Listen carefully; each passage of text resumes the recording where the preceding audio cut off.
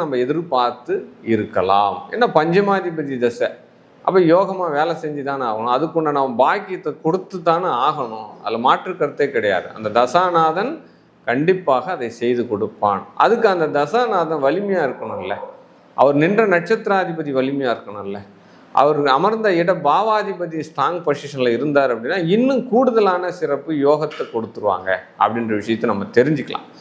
சரிங்க சார், அப்போ அந்த தசாநாதன் என்ன பண்ணுறாருன்னா 6, 8, 12 போயிருக்காருன்னா அப்போயாவது வெற்றி பெற வச்சிருவாருன்னா கண்டிப்பாக வெற்றி பெற வச்சிருவாங்க.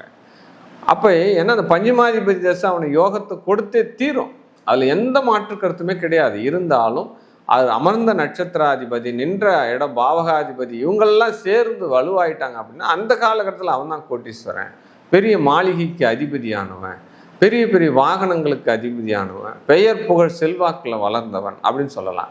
இதெல்லாம் வலுவா இல்லை சுவாமிஜி, ஆனால் தசை மட்டும் நடக்குது அப்படின்னா சாதாரண நிலையில் அண்ணன்ன சொத்துக்கு ஜீவனம், அண்ணன்னைக்கு வழிகாலுக்கு உண்டான வழி எல்லாமே அவனுக்கு கிடைச்சின்னு தான் இருக்கும்.